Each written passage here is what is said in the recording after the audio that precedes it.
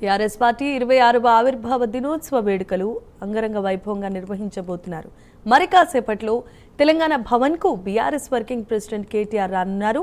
11 గంటలకు BRS party జెండాను ఎగురవేయనున్నారు. ఇప్పటికే రాష్ట్రంలో అన్ని గ్రామాలలో జెండా ఎగురవేయాలని ఆ పార్టీ ఆదేశించింది.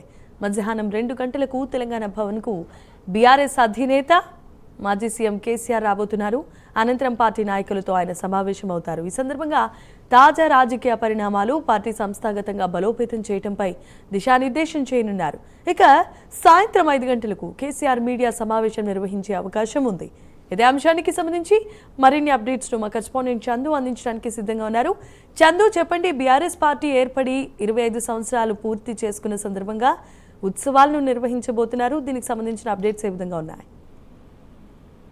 టీఆర్ఎస్ పార్టీ ఆవిర్భావ దినోత్సవం సందర్భంగా తెలంగాణ భవన్ ముస్తాబైంది. ఇప్పటికే తెలంగాణ భవన్ లో అన్ని ఏర్పాట్లు చేశారు. ఈ రోజు 11 గంటలకు TRS party working president KTR Telangana Bhavan కు వస్తారు. వచ్చి పార్టీ జెండాను ఆవిష్కరిస్తారు. ఆ తర్వాత 2 గంటలకు గులాబీ పార్టీ అధినేత కేసీఆర్ కూడా తెలంగాణ భవన్ కు వస్తారు. పార్టీ ఆవిర్భావ దినోత్సవం సందర్భంగా జనరల్ బాడీ సమావేశాన్ని కూడా ఏర్పాటు చేశారు. ఈ జనరల్ బాడీ సమావేశంలో ఎమ్మెల్యేలు, ఎమ్మెల్సీలు, మాజీ ఎమ్మెల్యేలు, కార్పొరేషన్ చైర్మన్లు, మాజీ కార్పొరేషన్ చైర్మన్లు వీళ్ళంతా కూడా హాజరవుతారు. వీళ్ళతో కేసీఆర్ మాట్లాడతారు. ముఖ్యంగా పార్టీ సంస్థాగత నిర్మాణం, సభ్యత్వ నమోదు కార్యక్రమాలపైనే ప్రధానంగా బీఆర్ఎస్ పార్టీ అధినేత కేసీఆర్ ఫోకస్ చేసే అవకాశం కనిపిస్తోంది.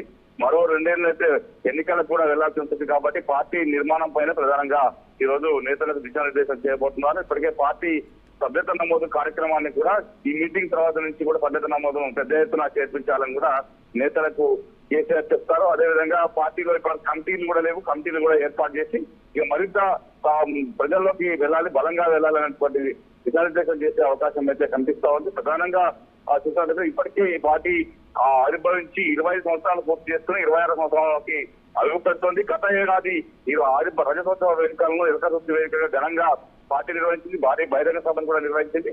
ఈసారి కూడా బహిరంగ సభ నిర్వహించాల్సి ఉన్నప్పటికీ కూడా ఇప్పటికే ఎండల తీవ్రత అధికంగా ఉండడంతో ఈసారి బహిరంగ సభను ఏర్పాటు చేయలేదు. అదేవిధంగా ప్లీనరీని కూడా నిర్వహించలేదు. ఓన్లీ జనరల్ బాడీ సమావేశాన్ని మాత్రమే నిర్వహించాలని కూడా కేసీఆర్ డిసైడ్ అయ్యారు. కాబట్టి భవిష్యత్తులో మళ్ళీ బహిరంగ సభతో పాటు ప్లీనరీ కూడా నిర్వహించే అవకాశం అయితే ఉంది. ప్రధానంగా ఈ రోజు కేసీఆర్ జనరల్ బాడీ మీటింగ్ లో ఏం మాట్లాడుతున్నారనేది ఆసక్తికరంగా మారింది. ఎందుకంటే ఇప్పటికే కవిత తెలంగాణ రాష్ట్ర సేన పార్టీగా, టీఆర్ఎస్ పార్టీగా ఇప్పటికే ప్రజల్లోకి వచ్చారు.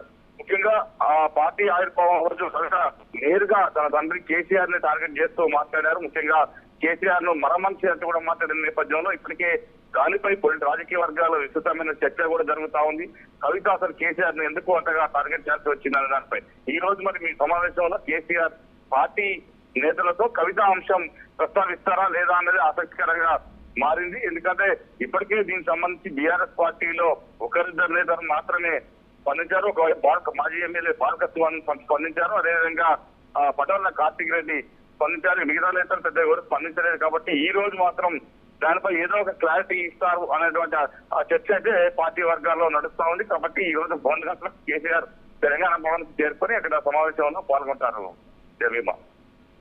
Right, thanks for the updates Chandu.